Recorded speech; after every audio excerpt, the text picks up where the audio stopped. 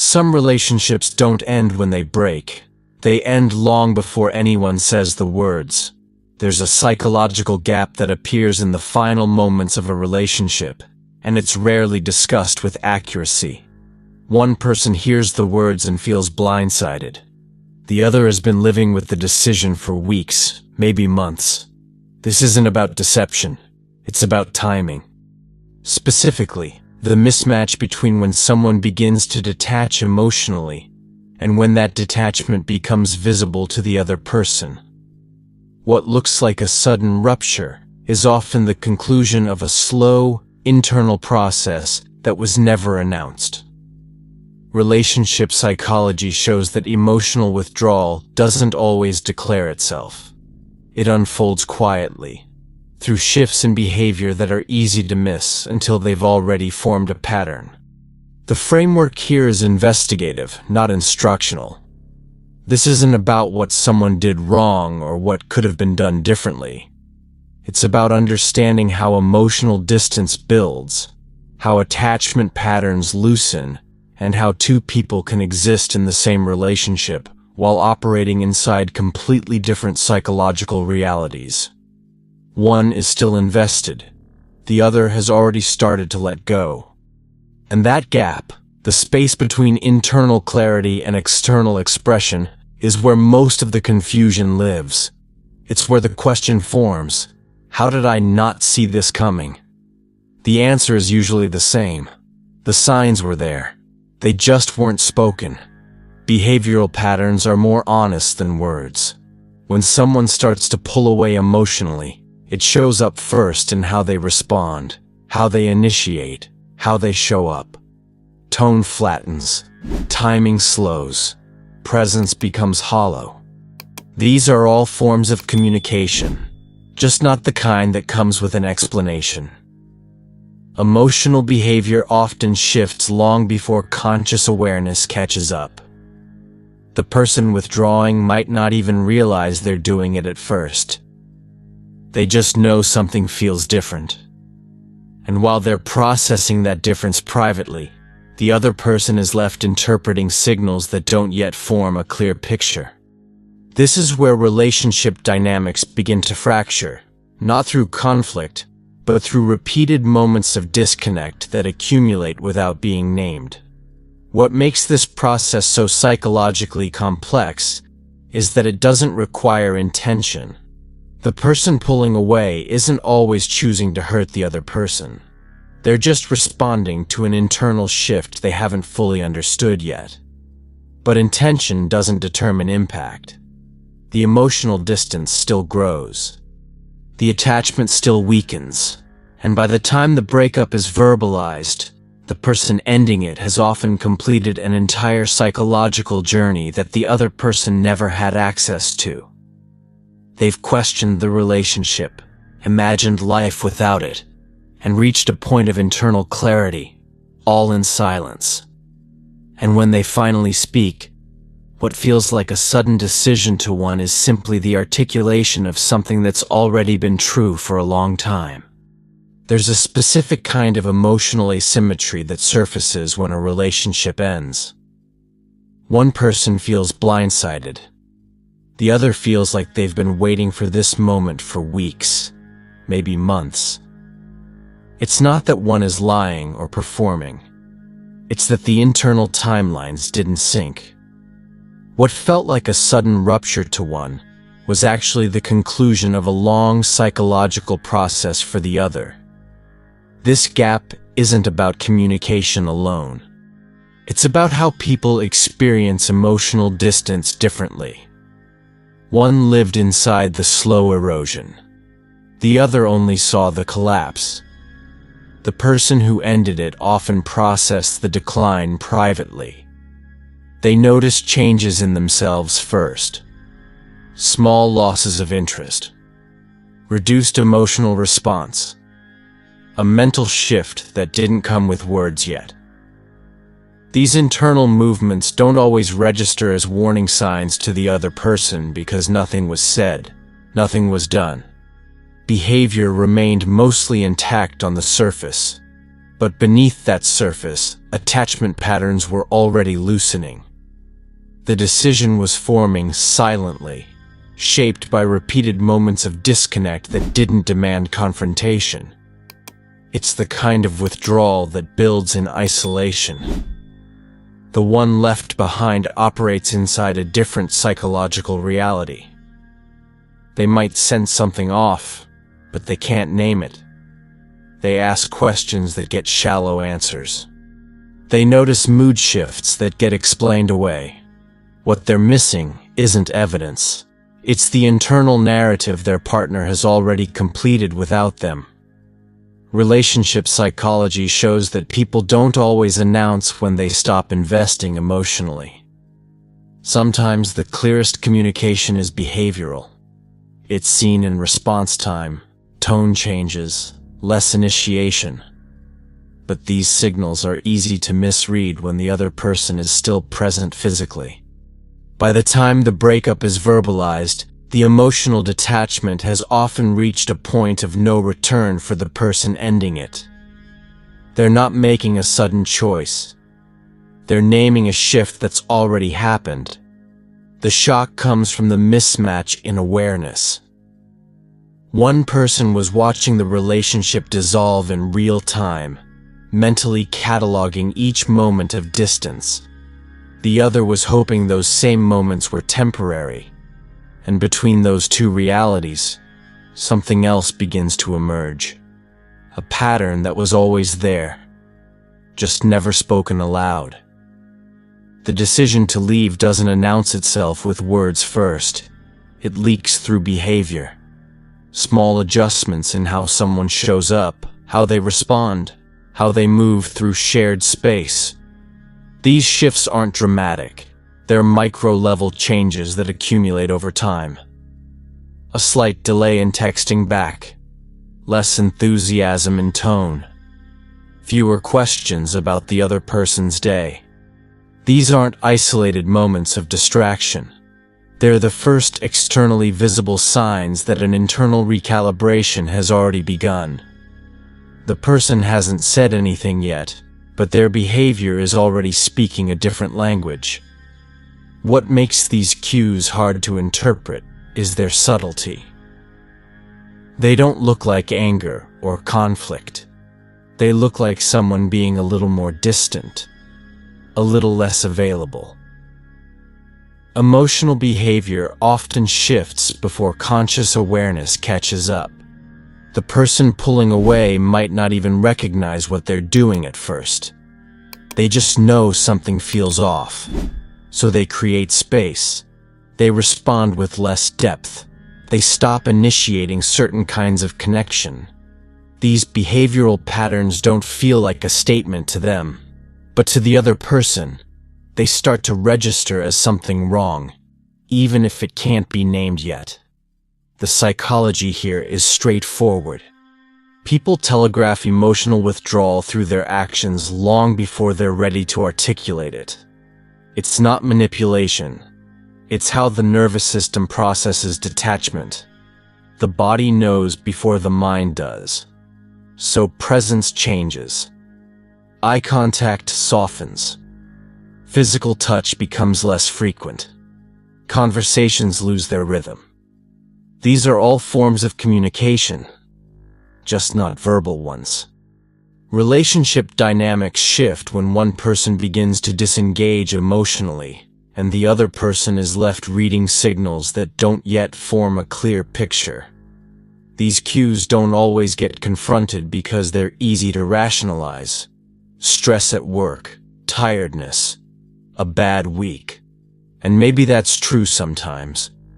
But when the pattern repeats, when the distance doesn't close, it stops being about circumstance. It becomes about something deeper. The person hasn't made a formal decision yet, but their behavior is already rehearsing the exit. And somewhere in that rehearsal, the other person starts to feel it. Not as certainty, but as unease that doesn't go away. The emotional distance doesn't start with a conversation.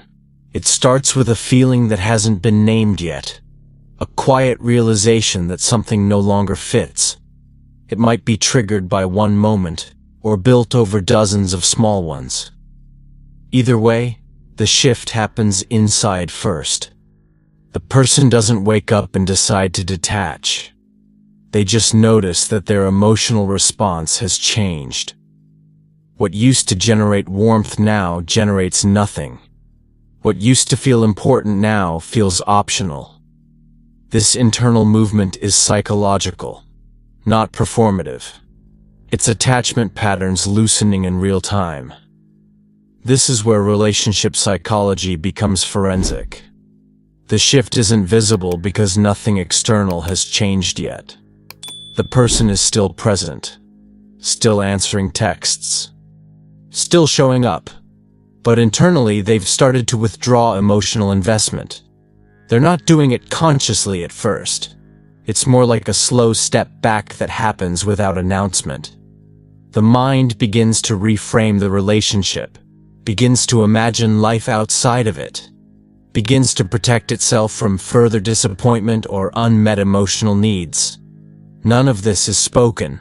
All of it is felt. The other person may sense something, but they can't access the internal narrative. They see the same face, the same routine, the same words. What they don't see is the psychological recalibration happening behind it. This is the gap that creates confusion later. One person has been living with this shift for weeks. The other is still operating inside the old emotional agreement.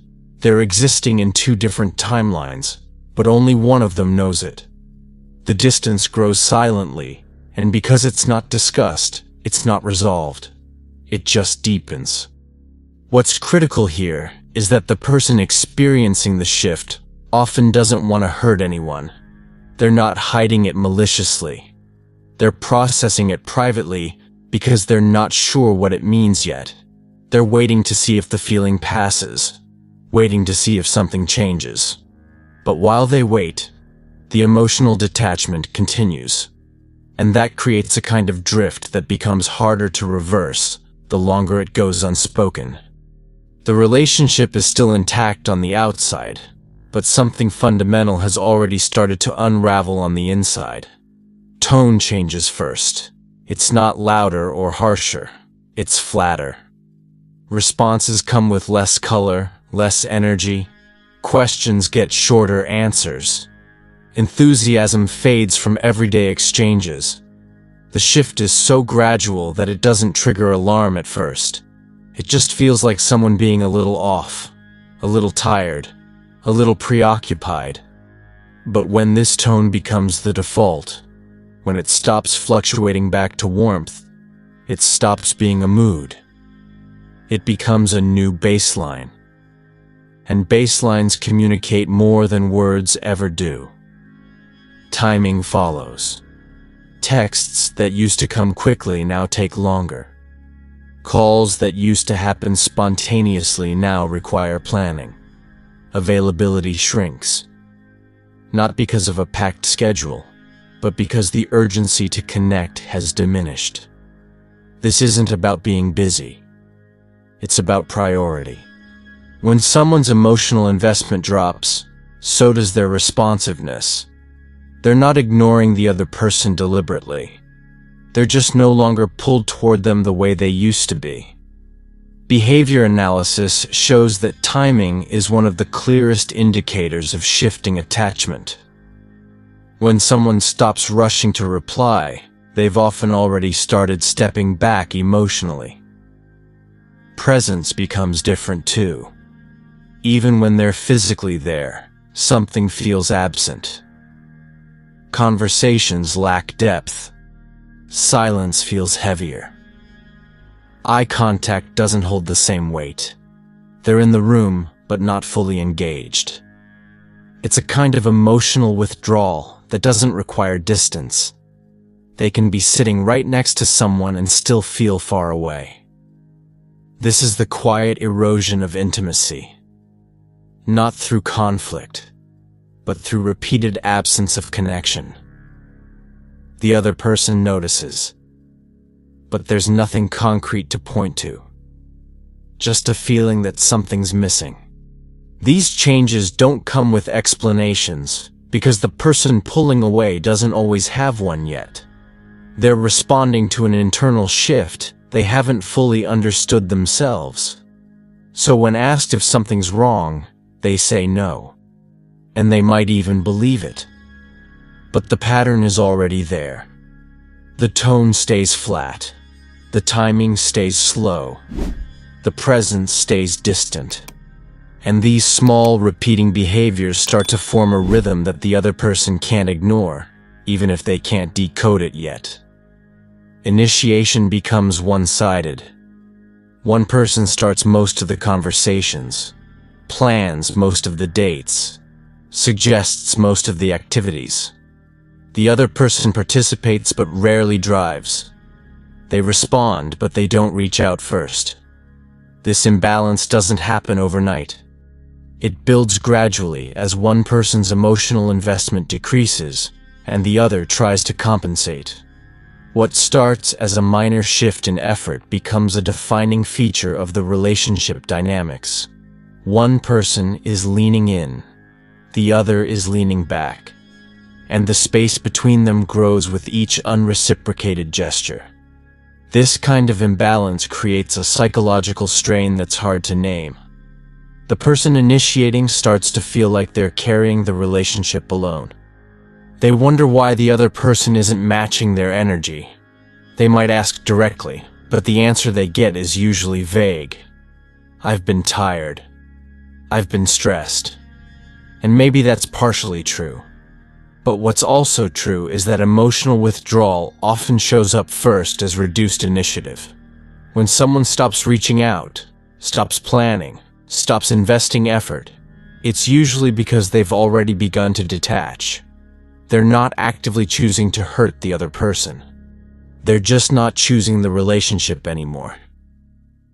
The person on the receiving end of this imbalance often increases their own effort in response. They text more. They plan more. They try harder to create connection. This is a natural reaction to sensing distance. But it doesn't reverse the pattern. In fact, it sometimes accelerates it. Because the more one person pushes, the more the other pulls back. Relationship psychology calls this the pursuer-distancer dynamic, and it's one of the clearest behavioral patterns that emerges when attachment becomes uneven. One person is fighting for closeness, the other is quietly building distance, and neither one is addressing what's actually happening. What makes this stage particularly destabilizing is that the relationship still looks functional from the outside. They're still together, still communicating, still seeing each other. But the emotional rhythm has changed. One person is doing most of the work, and the other is passively allowing it. This creates resentment on one side and guilt on the other, even if neither is spoken. And beneath all of it, the fundamental question remains unanswered. Not out loud, but in the space between each unanswered text and each conversation that one person had to start. Something feels different, but the evidence is hard to gather. The other person is still there, still responding, still going through the motions. But the emotional signals don't match what they used to be. Warmth has been replaced with politeness. Depth has been replaced with surface-level exchanges. The person receiving these signals starts to feel confused because nothing overtly wrong has been said or done. It's more like a frequency has changed. What used to resonate now feels flat. And that flatness creates an internal dissonance that's difficult to articulate without sounding paranoid or needy. This confusion is compounded by inconsistency. Some days feel normal. Some days feel distant. The person pulling away isn't fully detached yet, so their behavior fluctuates. They might have a good moment and briefly reconnect, which gives the other person hope. But then the distance returns. This on and off pattern makes it nearly impossible to trust one's own instincts. Emotional behavior isn't linear, especially during a slow withdrawal. The person experiencing it can't point to a single moment and say, "This is when it changed," because it didn't change all at once. It changed in small increments, with just enough normalcy in between to create doubt. The psychological impact of this confusion is significant. The person on the receiving end starts to question their perception. Maybe they're overthinking. Maybe they're being too sensitive. Maybe they're imagining the distance. But they're not. What they're sensing is real. It's just not being confirmed verbally, so it exists in a kind of relational limbo. Attachment patterns rely on consistency to feel secure. When those patterns start to break down without explanation, the mind scrambles for answers. And in the absence of clear communication, it often turns inward, blaming itself for the distance it's sensing but can't prove. This is the stage where many people try to fix something they can't name. They ask more questions. They try to be more understanding. They give more space or more closeness, depending on what they think the other person needs. But none of it works, because the issue isn't about what they're doing wrong. It's about what the other person has already decided internally. The emotional signals have stopped aligning with the past, because the person sending them is no longer emotionally present in the same way. And that shift, still unspoken, begins to reveal itself through something quieter than words, through the steady, repeating absence of what used to be there. At some point, the pattern becomes undeniable. It's no longer one bad day or one distracted week. It's a sustained shift that has settled into the rhythm of the relationship. The person on the receiving end starts to notice that the distance isn't fluctuating anymore. It's constant. Responses are always a little delayed. Conversations are always a little shallow. Presence is always a little muted. What once felt like isolated incidents now reveals itself as a behavioral pattern. And patterns don't lie. They show where someone's attention has gone, and more importantly, where it hasn't. This recognition doesn't usually come all at once. It builds slowly, through repeated observations that eventually form a coherent picture. The mind starts cataloging. The third time a text goes unanswered for hours. The fifth time a conversation ends without follow-up. The 10th time a plan is agreed to, but not initiated by the other person. These aren't random occurrences, they're data points. And when enough of them accumulate, they stop being individual moments and start forming a psychological reality. The other person has withdrawn. Not dramatically, not angrily, but consistently. And consistency is the most honest form of communication. Relationship dynamics shift fundamentally when one person begins to see the withdrawal as a pattern rather than a phase. It changes how they interpret everything. A canceled plan isn't just a schedule conflict anymore. A short reply isn't just tiredness. A lack of intimacy isn't just stress. It's all part of the same movement. A slow, steady pulling away that's been happening under the surface for longer than they realized. This recognition often brings a kind of clarity that's painful but necessary. Because once the pattern is seen, it can't be unseen. And once it's named internally, the denial becomes harder to maintain. What's particularly difficult about this stage is that the person who's been withdrawing often hasn't acknowledged the pattern themselves yet. They're still moving through the relationship on autopilot, not fully aware of how consistently distant they've become. So when confronted, they might deny it. They might point to the moments when they were present and say, "See, I'm still here." But presence without engagement is just proximity. And proximity without emotional investment is where relationships begin to dissolve, quietly, long before anyone says the words out loud. Eventually, the distance stops feeling like a problem to address. It just becomes how things are. Silence fills the spaces where conversation used to be. Intimacy, physical, emotional, verbal, declines to a point where its absence no longer registers as unusual. Both people adjust to the new normal. One has already emotionally exited. The other is still present but confused, trying to make sense of a relationship that feels more like cohabitation than connection. The dynamic has shifted so gradually that neither person remembers exactly when it stopped feeling close. It just did. This normalization is one of the most psychologically complex stages of emotional withdrawal, because once distance becomes routine, it requires less and less effort to maintain. The person pulling away doesn't have to actively create space anymore. The space is already there, built into the daily rhythm. They wake up, go through the day, exchange a few words, go to sleep. Repeat. There's no conflict, no tension, just a quiet, sustained absence of depth. And because there's no fight, it's easy to mistake this for stability. But stability without intimacy is not connection. It's just two people existing in parallel. The other person, meanwhile, begins to adapt in ways they might not fully recognize. They stop expecting certain things. They stop asking certain questions.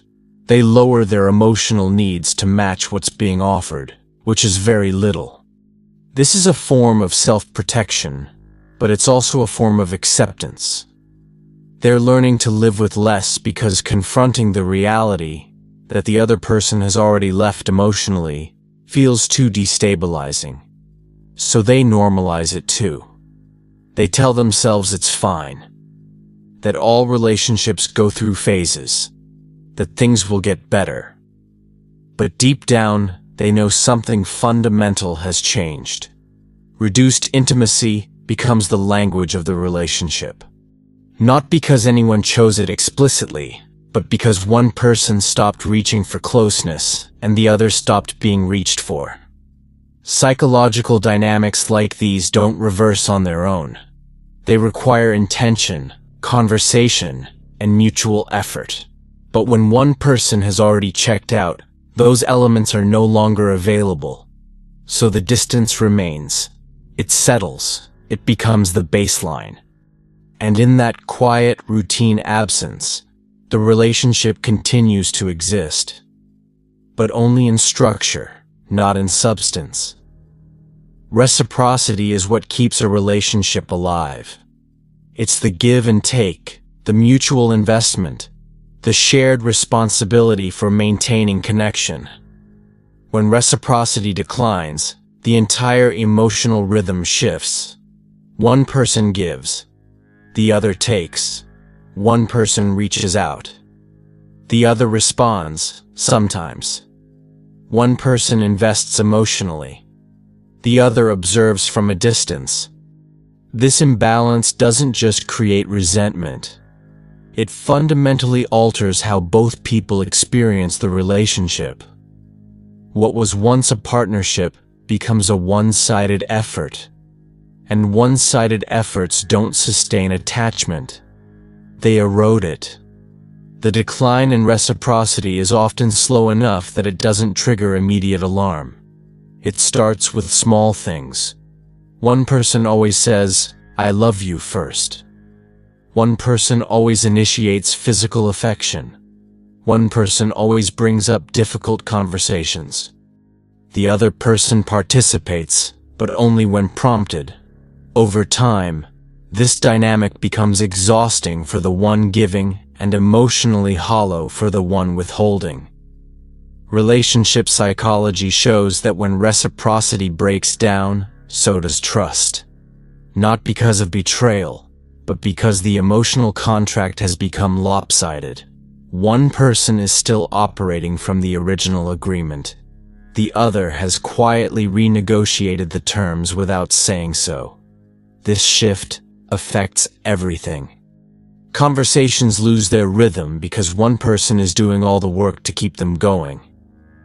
Physical intimacy declines because one person has stopped initiating and the other has stopped responding with enthusiasm. Emotional support becomes one-directional. The person still invested feels increasingly alone, even when they're not physically alone, and the person who is withdrawn doesn't always realize how little they're offering. They might think they're still present because they haven't left. But presence without participation is just a body in the room. It's not connection. What makes this stage particularly telling is that reciprocity can't be faked. It's either there or it isn't. And when it's gone, the relationship begins to operate on borrowed time. The person who's been carrying the emotional weight eventually reaches a point where they can't anymore. They become tired, resentful, distant themselves. And ironically, that's often when the other person finally notices something's wrong. But by then, the damage has already been done. The emotional rhythm has been broken for so long that even if both people tried to restore it, the trust in that rhythm is gone. And without that trust, the bond begins to fracture in ways that words can no longer repair. There's a moment when everything becomes clear, not because of a fight, not because of a revelation, just a quiet, internal recognition that the relationship is over. The person who's been withdrawing finally acknowledges what they've been feeling for weeks or months. They don't need more evidence. They don't need more time. They just know. This clarity doesn't come from anger or hurt. It comes from the accumulation of every small moment of disconnect, every conversation that felt hollow, every interaction that lacked the emotional resonance it used to have. The decision has been forming silently, and now it's complete. This internal clarity is rarely shared immediately. The person sits with it for a while. They test it. They see if it changes. But it doesn't. What they feel is steady, certain, and final. This is the psychological moment of detachment becoming irreversible. Attachment patterns that have been loosening finally release. The emotional investment that's been declining finally reaches zero. And once that happens, there's no going back. Not because the other person did something unforgivable, but because the internal narrative has shifted so completely that the relationship no longer makes sense to the person leaving. They've already said goodbye in their mind long before they say it out loud. For the other person, this moment won't come with warning. Because the clarity is internal, it doesn't show up in behavior until it's time to act on it. The person who's reached this point might seem normal, even fine, in the days or weeks leading up to the breakup. They're not performing distance anymore. They're just existing in the space they've already mentally exited. And when they finally speak the words, when they finally end it, the shock comes from the mismatch in emotional timelines. One person has been preparing for this moment. The other is hearing it for the first time. This is why the breakup feels sudden to one person and inevitable to the other. It's not about dishonesty. It's about the difference between living through the decline and only witnessing its conclusion. One person saw every behavioral shift, felt every moment of detachment, processed every internal change. The other only saw the surface. And between those two experiences lies the entire psychological architecture of how relationships end. Not in dramatic explosions, but in quiet, incremental withdrawals that one person completes in silence, while the other is still hoping things will return to what they were. The breakup didn't happen in that final conversation. It happened in all the small moments that led up to it. The repeated distance, the reduced reciprocity, the silence that became routine. By the time the words were spoken, the emotional process was already complete for one person. The other was just hearing the conclusion of something they never got to witness in real time. This is the reality of how attachment unravels, not through dramatic ruptures, but through quiet, gradual withdrawals that one person experiences internally, while the other is left interpreting from the outside. There's no villain in this pattern, just two people existing in different psychological timelines, one of them already gone before the relationship officially ended. Understanding this doesn't undo what happened, but it does provide clarity. It removes the question of why it felt so sudden when, in reality, it wasn't. The signs were there. The behavioral shifts, the changes in emotional rhythm, the decline in presence. What felt like a shock was actually the final step in a process that had been unfolding for longer than either person may have realized. And recognizing that, seeing the pattern for what it was, offers something more valuable than closure. It offers comprehension. The kind that doesn't erase the pain, but at least makes it make sense. If you want to go deeper into this, if you want to understand exactly what those early signs look like when someone begins to detach, you need to watch the previous video. The small behaviors that reveal emotional withdrawal. That's where the pattern becomes visible. That's where you learn to read what's happening before it reaches the point of no return. This isn't about obsessing over every small action. It's about understanding behavioral language, the kind that doesn't lie, the kind that shows you where someone's emotional investment actually is. Don't skip it. The clarity you're looking for is in there. Subscribe to this channel and turn on notifications. This is the kind of psychological analysis you won't find anywhere else. Not surface-level advice, not quick fixes. Just real, investigative breakdowns of how relationship dynamics actually work. Stay with it.